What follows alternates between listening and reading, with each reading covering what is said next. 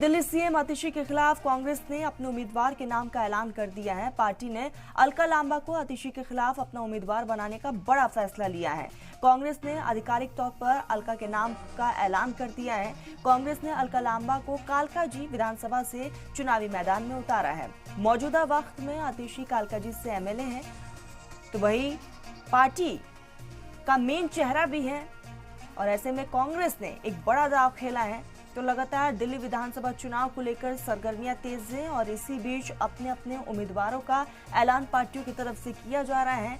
आपको बताते चले कि दिल्ली के सीएम आतिशी के खिलाफ कांग्रेस ने अपने उम्मीदवार के नाम का ऐलान कर दिया है और पार्टी ने अलका लांबा पर भरोसा जाहिर किया।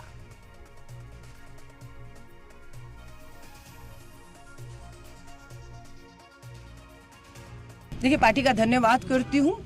चौथा विधानसभा चुनाव लड़ने जा रही हूँ और आपने कहा मुख्यमंत्री के सामने, पहले ये तय करिए वो मुख्यमंत्री है या टेम्परेरी मुख्यमंत्री है। ये मैं नहीं कह रही, दिल्ली के पूर्व मुख्यमंत्री अरविंद केजरीवाल जी ने आतिशी जी को टेम्परेरी मुख्यमंत्री कह के संवैधानिक पद का अपमान किया। उस संवैधानिक पद पर बैठी एक महिला मुख्यमंत्री का अपमान किया है। अब आतिशी से सवाल पूछा जा रहा है कि आप अपने आप को टेम्परेरी मानती हैं या नहीं, बताइए, जवाब दीजिए, या परमानेंट है, बताइए। सो बात यह है कि मेरी लड़ाई, फिर मैं कहूँगी, किसी एक व्यक्ति विशेष के खिलाफ नहीं है। तो मेरी लड़ाई किसी के खिलाफ नहीं है। मेरी लड़ाई दिल्ली की जहरीली हवाओं के खिलाफ है कि आज बच्चे और बुजुर्ग दम तोड़ रहे हैं जहरीली हवाओं में।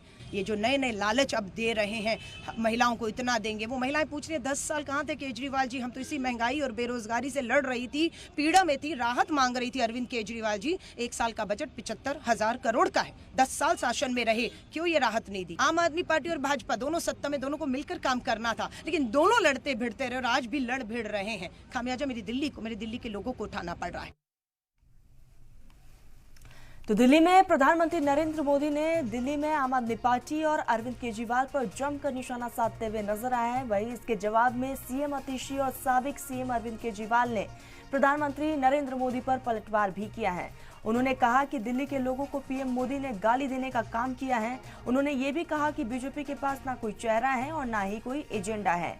अगर 5,000 मोहल्ला क्लिनिक बनवाए होते तो आम आदमी पार्टी को कोई नहीं पूछता।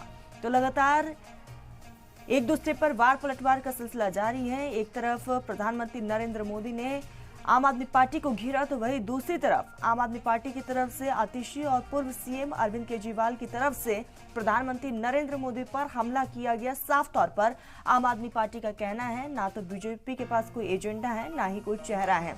तो लगातार दिल्ली विधानसभा चुनाव को लेकर सरगर्मियां तेज और इसी बीच एक दूसरे पर वार पलटवार का सिलसिला भी देखने को मिल रहा है। एक तरफ प्रधानमंत्री नरेंद्र मोदी ने आम आदमी पार्टी पर जमकर निशाना साधा, तो वही दूसरी तरफ आम आदमी पार्टी ने भी बीजेपी पर जमकर बरसते हुए नजर आए हैं और साथ ही साथ कई चीजों का इस बीच जिक्र भी किया गया है। आपको बताते चलिए कि साफ तौर पर आम आदमी पार्टी का कहना है कि बीजेपी के पास ना तो कोई चेहरा है और ना ही कोई एजेंडा है।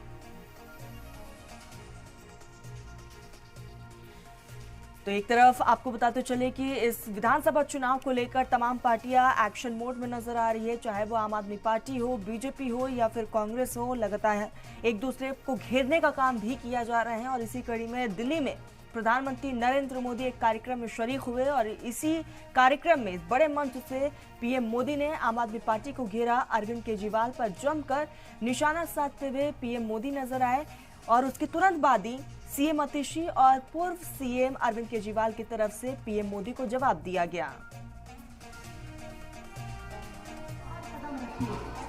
एक शानदार हॉकी ग्राउंड, आज हम जहां पे बैठे हुए हैं, एक 5 स्टार मल्टीपर्पस हॉल, इतनी शानदार सुविधाएं मुझे लगता है कि दिल्ली के किसी प्राइवेट स्कूल में भी नहीं होंगी, जो झिलमिल के जीजी triple S GB double S school में हमारे बच्चों को।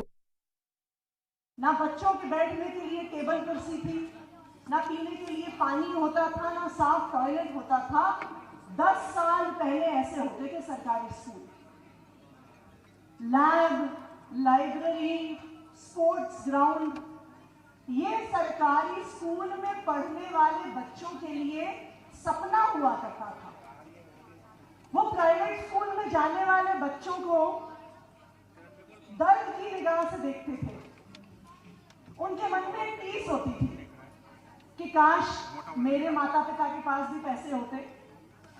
अगर मेरे माता पिता के पास पैसे होते तो मैं एक शानदार अच्छी बिल्डिंग वाले प्राइवेट स्कूल में जाता, जहां बच्चों की अच्छी यूनिफॉर्म होगी, जहां पे लैब होगी, जहां पे लाइब्रेरी होगी, जहां पे खेलने के लिए ग्राउंड होगा। देखिए, एक तरफ आम आदमी पार्टी है, अरविंद केजरीवाल जी हैं, जो दिल्ली के लोगों को अच्छी शिक्षा, अच्छी स्वास्थ्य व्यवस्था, बिजली, पानी, महिलाओं को 2100 रुपए की सम्मान राशि, बुजुर्गों को संजीवनी के माध्यम से फ्री इलाज देना चाहते हैं। और दूसरी तरफ भारतीय जनता पार्टी है, जिसके पास चुनाव के लिए कोई एजेंडा ही नहीं है। भारतीय जनता पार्टी की केंद्र सरकार एक काम बता दे जो उन्होंने दिल्ली के लोगों के लिए किया है, कोई काम नहीं किया। और आज काम बताना तो छोड़िए, उनके पास दिल्ली के लिए कोई प्लान नहीं है, कोई विजन नहीं है।